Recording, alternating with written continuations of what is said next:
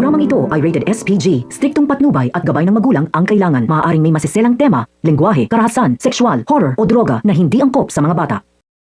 Isang mapagpalang araw naman sa atin mga kapamilya, nandito na naman tayo sa ating storytelling sa advance episode ng FEG's Batang Quiapo.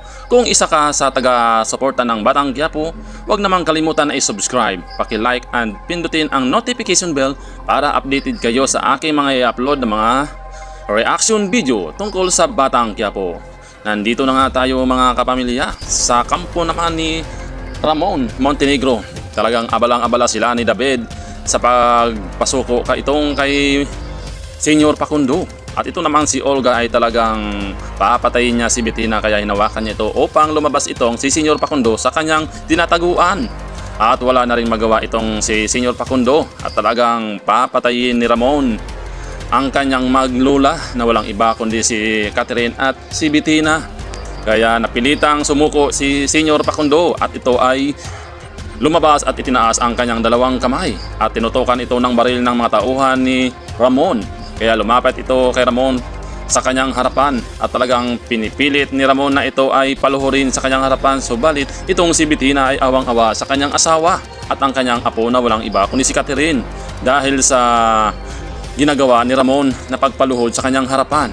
Subalit ito naman si Facundo ay wala nang magawa kundi sundin ang utos nitong si Ramon para hindi patayin ang kanyang maglula. At sa kampo naman ni Tanggol sa kanyang grupo ay talagang iniligtas na sila ni Madonna, kaya nakalabas na sila sa loob ng buliga.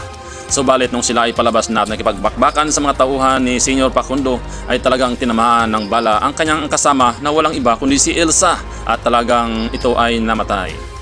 At sila nga ay palabas na. Subalit ito naman ay nanakita ni Tanggol na pinapaluhod ni Ramon Montenegro itong si Facundo at talagang umano yung puso at isipan ni Tanggol na parang tutulungan niya itong si Facundo dahil naawang-awa siya.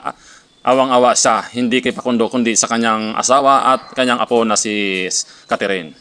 At talagang ito ay iniligtas ni Tanggol itong si Catherine at si Bettina at ipinalabas nito sa loob ng bahay at nakipagbakbakan itong si Tanggol at ng kanyang kasamahan sa mga tauhan ni Ramon Montenegro at talagang natulala itong si David kasi pag nalaman ni Ramon ng tunay na Hesus Nazareno di Magiba ay walang iba si Tanggol. Kaya ito ay hindi mapakali, ginagawa niya ng paraan na palabasin na rin ang kanyang ama na si Ramon na ang wika niya ay, "Papa, kailangan na nating umatras kasi hindi natin kayanin ang kanilang pwersa." Subalit ito naman si Ramon ay nakipagbakbakan sa kanyang anak na si Tanggol dahil gustong-gusto niya malaman ang katotohanan dahil talaga yung sinasabi na may lokso ng dugo, kaya naramdaman niya na talagang parang pamilyar sa kanya at hawig na hawig, parang biniak na bunga ang kanilang mukha noong kabataan ni Ramon. Kaya talagang alala at natatakot na itong si Olga at si David.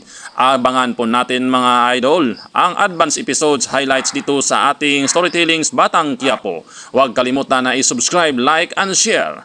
Maraming salamat po sa inyong mga suporta. God bless all.